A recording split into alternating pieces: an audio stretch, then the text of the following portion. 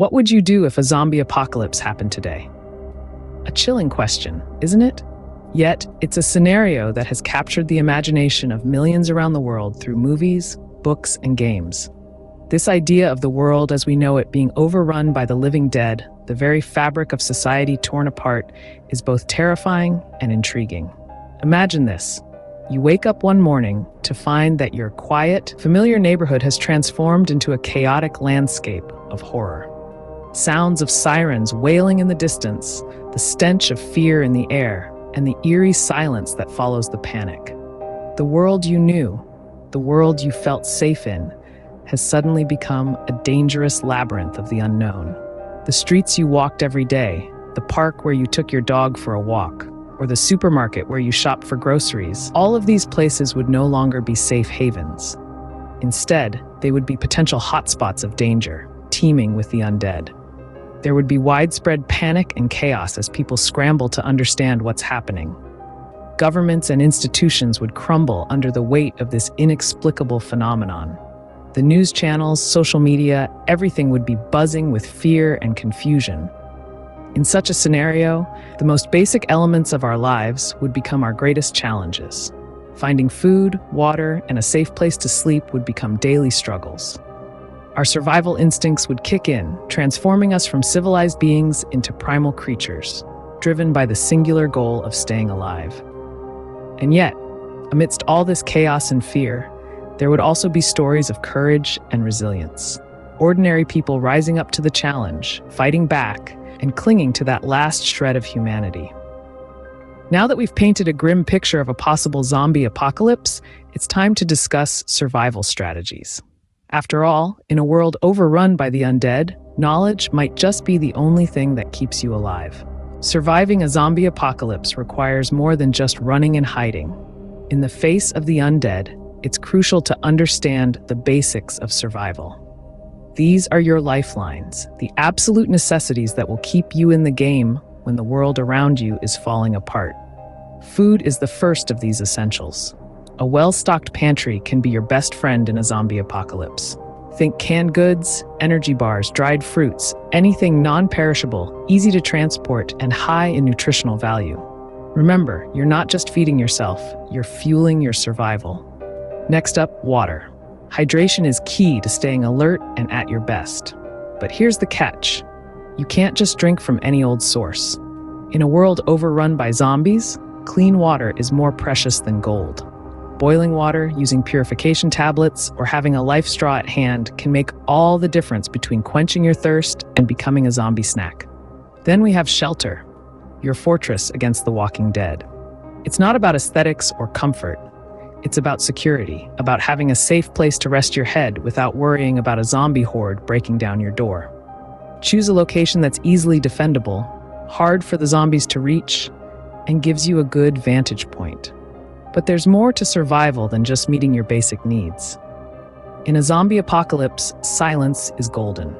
The less noise you make, the less likely you are to attract unwanted attention. Avoid unnecessary movements. Walk, don't run. Close doors gently, don't slam them. Survival isn't about being the fastest or the strongest. It's about being the smartest, the most resourceful. It's about understanding your environment, your resources, and your limitations. So stock up, stay hydrated, find shelter, and above all, stay quiet. Remember, the key is to avoid attracting any attention while ensuring your basic needs are met. In a world overrun by zombies, knowing how to defend yourself is crucial. It's the difference between living to see another dawn and becoming a midnight snack for the undead. But how exactly does one defend themselves against these relentless creatures? Well, the first order of business is to arm yourself. And no, we're not suggesting you go medieval, though a good old-fashioned sword wouldn't hurt. What's important is to have a weapon, any weapon, that you can rely on in a pinch. It could be a baseball bat, a crowbar, or even a sturdy frying pan. What matters is that it's reliable, easy to wield, and always within arm's reach. But having a weapon is only half the battle won. You need to know how to use it effectively. It's not just about swinging wildly and hoping to land a hit. It's about precision, timing, and understanding your opponent's movements. So practice, practice, and practice some more. Because when the time comes, You'll need every ounce of skill you've honed to stay alive. Now, let's talk about fitness. You might be thinking, why does it matter if I can bench press 200 pounds or run a mile in under 6 minutes? Well, let me tell you. In a world where your survival depends on your ability to outrun or outfight a horde of zombies, fitness is everything. It's about agility, strength, endurance, and quick reflexes. You need to be able to sprint when you have to, fight when you need to, and stay on your feet when being upright is the only thing keeping you from becoming zombie chow. But remember, the best defense is a good offense. Always stay alert and be prepared for anything. Zombies are unpredictable, and the situation can change in the blink of an eye. So keep your weapon close, your senses sharper, and your wits about you. Because in the world of the undead, the only rule is survival of the fittest. Communication can mean the difference between life and death in a zombie apocalypse. Now, we're not talking about the usual everyday chit-chat here. We're talking about the kind of communication that could save your life and the lives of those around you. Imagine, you're scavenging for food and supplies, and out of nowhere, a zombie horde appears. A quick, clear signal to your allies could be the only thing standing between you and a very unpleasant end. Communication in a post-apocalyptic world is about more than just conveying a message. It's about establishing a sense of community, a shared understanding, a common goal. It's about forming bonds and building relationships that can help you navigate through the chaos and uncertainty. But how do you establish this communication system? Well, there are several ways to go about it. Hand signals are a great start. They're silent, they're quick, and they can be understood from a distance. A thumbs up could mean all clear, a fist in the air could mean danger, and so on. The key here is to make sure everyone in your group understands these signals and can use them effectively. But what about when you're not in visual range of each other? That's where things like walkie-talkies come into play. These handy little devices can be a lifeline in a world where cell towers are likely to be out of commission. They're portable, they're relatively easy to use, and they can keep you connected with your group over a fairly sizable distance. Of course, all of this hinges on the understanding that effective communication is not just about talking, but also about listening. It's about being able to understand and interpret what others are trying to say, and responding in a way that fosters cooperation and mutual respect. In a world overrun by zombies, communication is more than just a tool. It's a lifeline. It's a beacon of hope in the darkness. It's a way to keep the human spirit alive amidst the chaos.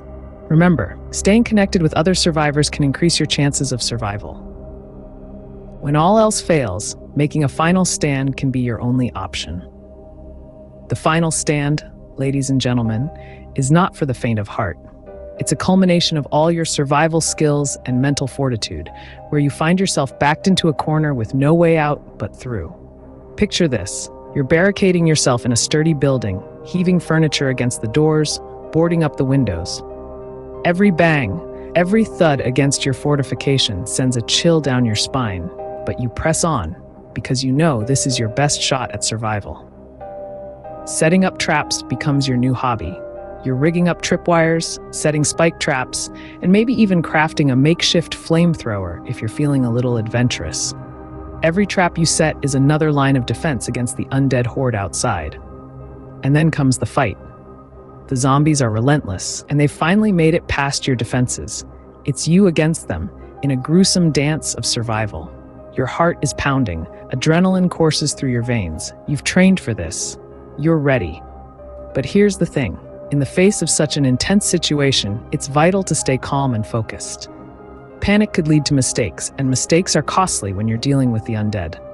So, take slow, steady breaths. Keep your wits about you. Remember, you're not just fighting for your life, but for your humanity as well. The final stand is not about how many zombies you can take down. It's about how many sunrises keep going, how many sunrises you can live to see, how many people you can help along the way. It's about resilience, courage, and the indomitable human spirit. But remember, surviving a zombie apocalypse is not about being the last one standing, but about staying alive and helping others do the same. So, when you're making your final stand, remember why you're doing it. It's not about glory or heroism, it's about survival. Because in the face of a zombie apocalypse, the most heroic thing you can do is survive.